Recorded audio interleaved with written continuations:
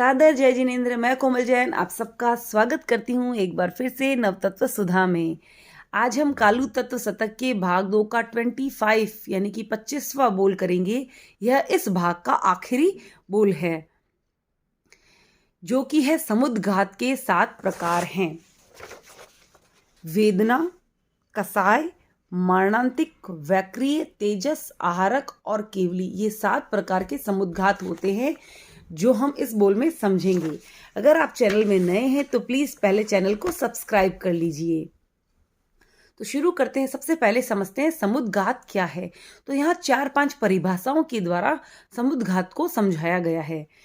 सामूहिक रूप से बलपूर्वक आत्म प्रदेशों का बाहर निकलना या इधर उधर प्रक्षेपण होने को समुद्घात कहते हैं। जीव क्या है? जीव है चेतनामय असंख्य आत्म प्रदेशों का समूह है। असंख्य प्रदेशों का समूह है जीव। तो जब ये आत्म प्रदेश या जब शरीर से बाहर निकलते हैं तो उसे कहते हैं समुद्घात।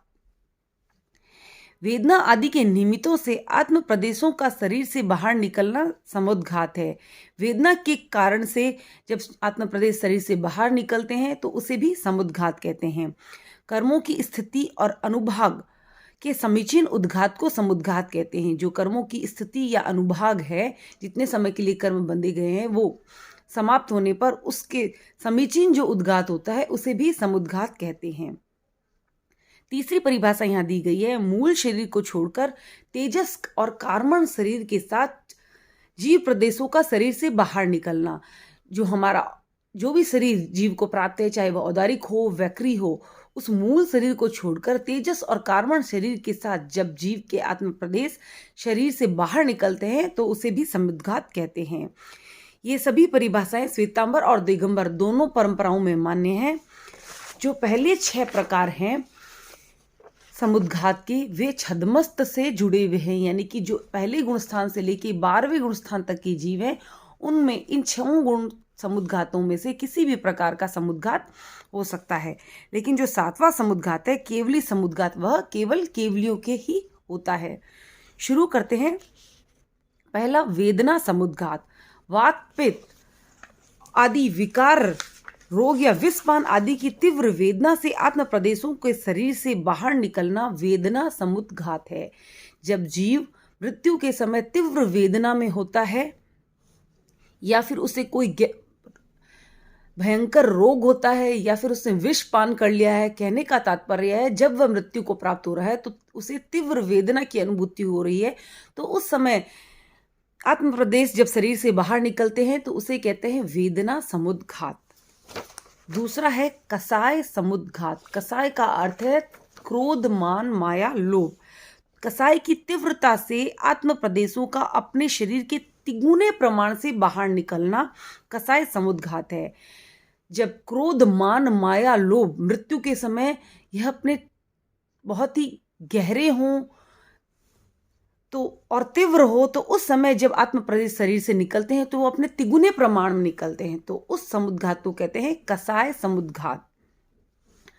उसके बाद है मारणांतिक समुद्घात। तीसरा, मृत्यु के समय आत्म प्रदेश का शरीर से बाहर आगामी उत्पत्ति स्थान तक फैलना मारणांतिक समुद्घात बताया गया है। जब जीव मृत्यु को प्राप्त होता है, वह दूसरे ही समय जहां पे उसे जन्म लेना है वहां पे वह पहुंच जाता है तेजस और कार्मण शरीर के साथ। तो जब आत्म प्रदेश पहले शरीर को छोड़कर अगले जो शरीर को, जहां उत्पत्ति स्थान, जहां तक जीव उत्पन्न होने वाला है, वहां तक जब ये आत्म प्रदेश फैल जाते हैं तो उस प्रकार के समुद्घात को कहते हैं मारणांतिक समुद्घात।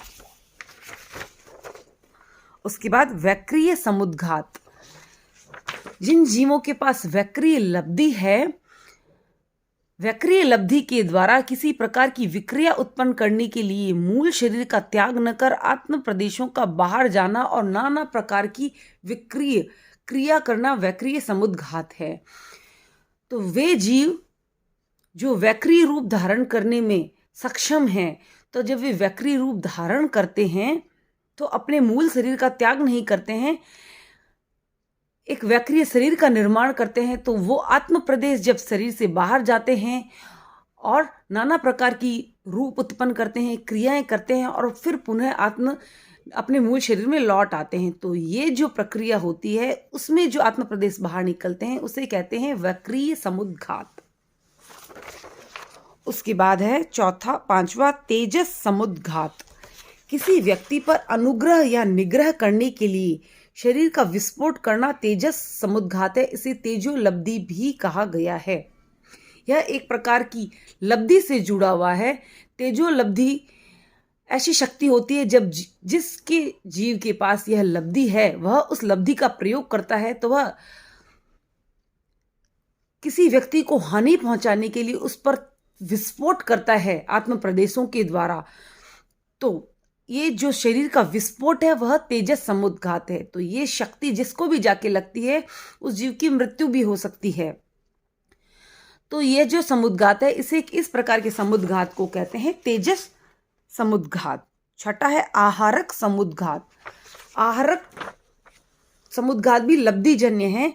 तो आहारक लब्धि से जो संपन्न मुनि होते हैं वह अपने संदेह दूर करने के लिए क्या करते हैं, अपने आत्म प्रदेशों का एक पुतला बनाते हैं और वह सर्वज्ञ यहाँ की जहाँ भी सर्वज्ञ केवली विराज रहे हैं उनके पास वह पुतला को भेजते हैं और वह जाकर अपने संदेह का निवारण करके पुनः मूल शरीर में लौट आता है। और यह प्रक्रिया इतनी तेजी से होती है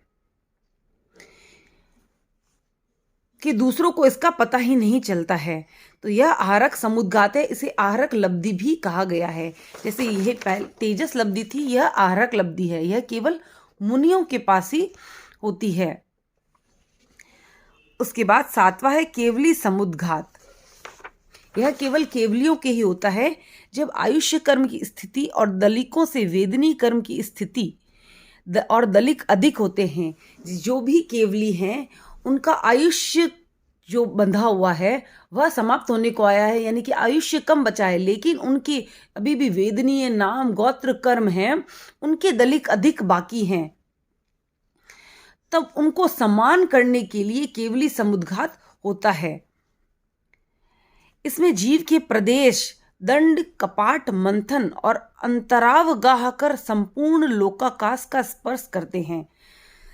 दंड कपाट और मंथन और अंतरावगाह के द्वारा ये आत्म प्रदेश पूरे लोकाकाश में, यानी कि 14 रज्जु का जो हमारा लोक है, पूरे लोक के स्टार्टिंग से लेके अंत तक फैल जाते हैं, को लोकाकाश को स्पर्श करते हैं। इस प्रक्रिया में 4 समय लगते हैं और अगले जब शरीर से आत्म प्रदेश बाहर निकलते हैं तो 4 समय लगते हैं और पुनः वह आत्म प्रदेश लौटते हैं तो 4 समय लगते हैं।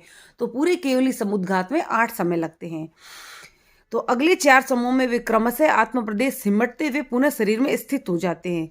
यह सब समुद्घात कब होता है? जब आयुष्य अंतर मुहूर्त शेष होता है, जब केवलियों का आयुष्य अंतर मुहूर्त बाकी है लेकिन अभी जो उनके बाकी कर्मों के दलिक अधिक बाकी हैं, तो उन्हें समाप्त करने के लिए, उन्हें आयुष्य कर्म के बराबर करने के लिए ये समुद्घात होता है।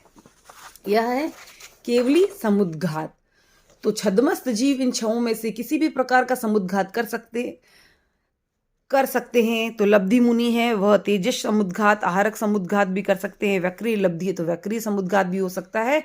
और जिस प्रकार से कसाय के द्वारा मृत्यु हो रही तो कसाय समुद्घात, वेदना में मृत्यु हो रही है तो वेदना समुद्घात और मारणांतिक समुद्घात। इस प्रकार हमारे जो मृत्यु के समय आत्म प्रदेश निकलते हैं उन्हें समुद्घात कहा गया है। और यहाँ पे बहुत ही अच्छा उसका वर्णन भी आया है। अगर आपको बोल समझ में आया है, वीडियो पसंद आया है तो प्लीज़ चैनल को लाइक कीजिए, ज़्यादा से ज़्यादा शेयर कीजिए और सब्सक्राइब कीजिए। ओम अरहम।